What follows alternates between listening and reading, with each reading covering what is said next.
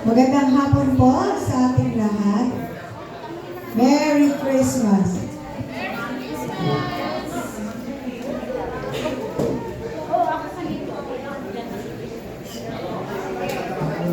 Bago po tayo dadako sa ating word of encouragement, let us pray po muna tayo. Panginoong Yesus, kami nagtitipon-tipon ngayon upang ipagdiwang ang iyong pagsilang. Ang aming pagkakaibigan at pagkakaisa, pinupuri ka namin, O God. Nagpapasalamat kami sa pagkakaloob mo sa amin ng aming buhay, na walang hanggang pagmamahal na binibigay mo sa amin.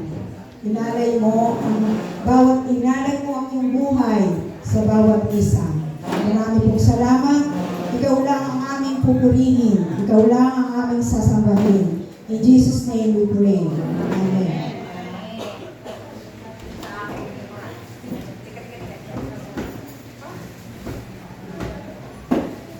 Okay na, okay.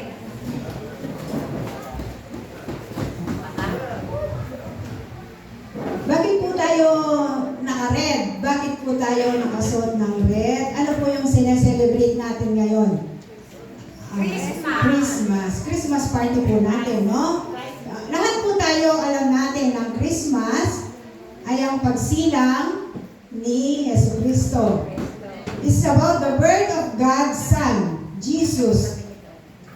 It is about He came to give us love, to give us hope, to give us joy. This message does not change every year. Taon-taon po yan. Pabalik-balik lang, bibigay ng unang-una, pagmamahal, kasiyahan, at saka yung forgiving, give and forgive. Nagbibigay at forgiving, nagpapatawad ka rin. So, di po ba nung bata tayo kapag malapit na yung Christmas, di tayo gusto natin Christmas na. Lalo na kapag may bagong damit ka, di ba? Gusto mo, sinusukat mo palagi yung damit mo. Gusto mo, araw-araw, halos sinusukat mo. Maluluma na nga yung damit, di ba?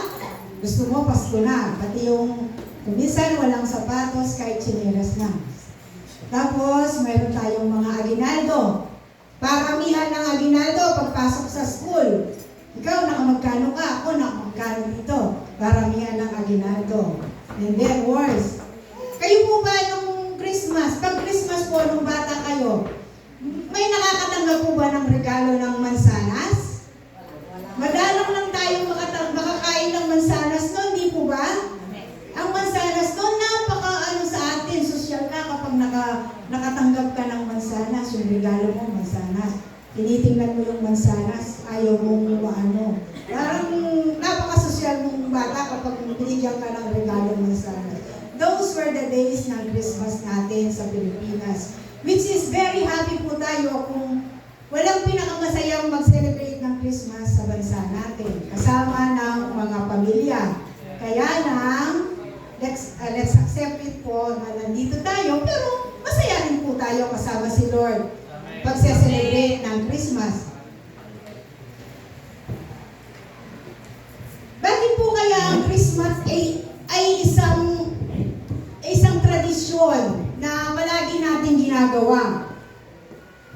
Ika nga kapag Christmas time, ito po yung pagbibigay ng kasayahan. It is the happiness and togetherness. Yung sama-sama po tayo, tulad dito, mayroon po tayong togetherness.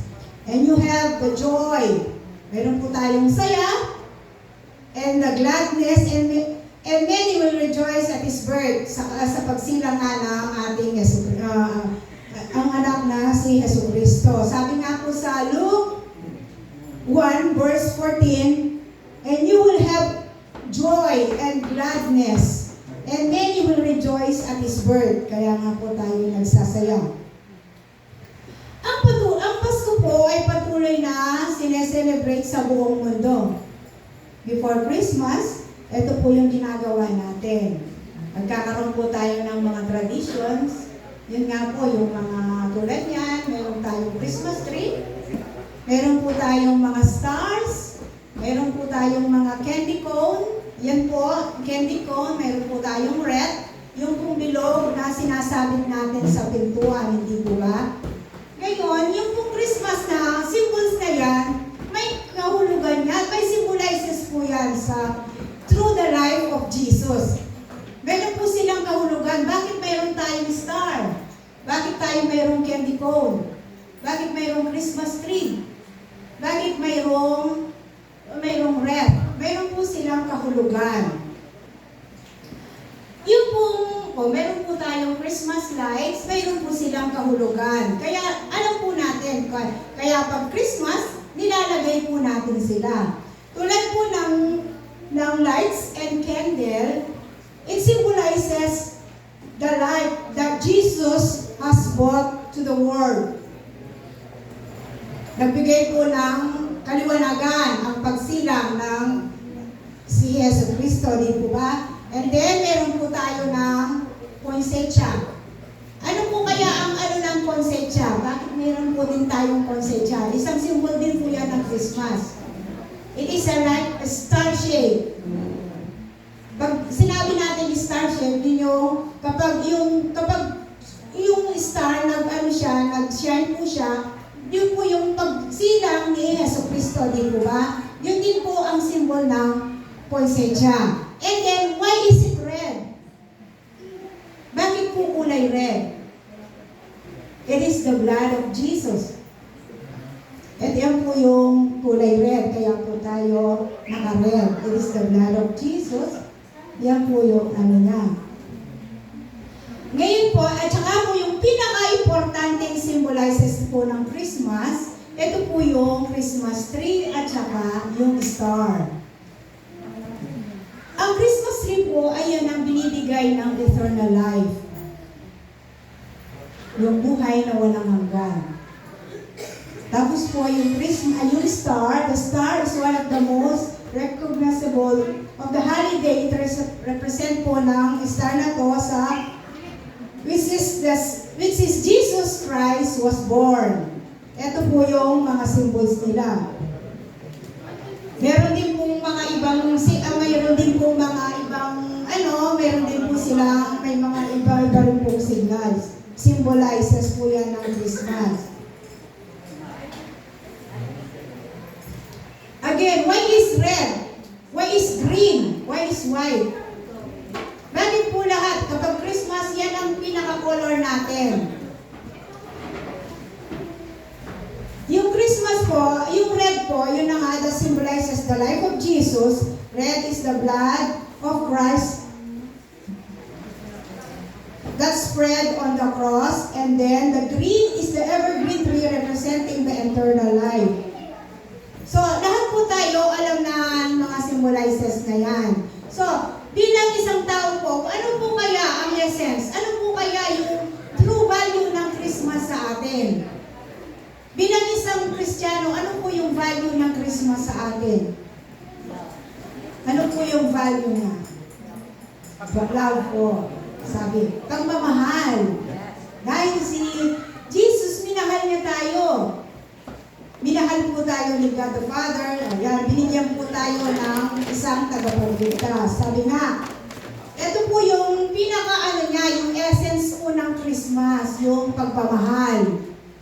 Ito po yung essence niya para maramdaman natin ang Pasko. Ang pagpasko po ay ang pagmamahalan. Amen. The true meaning of love, of Christmas is love. Yes. Ito po nga po sa John 3 verse 16. At saka yung John 3 verse 16 to 17, ito nga po yung binigyan niya ng buktong na binigay po si Jesus Christ. Ito po yung, pag-post na po yung John 3 verse 16. For God so loved the world that He gave His one and only Son, that whoever believes in Him shall not perish, but have eternal life. Yan po ba, diba? Lahat yan. So, pag Christmas po, mararamdaman natin ang pagmamahal. pagpapatawad. Kapag pinatawad mo po siya, ang ibig sabihin, mahal mo siya. Yes. Di po ba? Amen. Ang lahat ng yan, ang Pasko ay para sa lahat. Ang Pasko ay araw ng pagbibigayan, pagpapatawad, ay higit sa lahat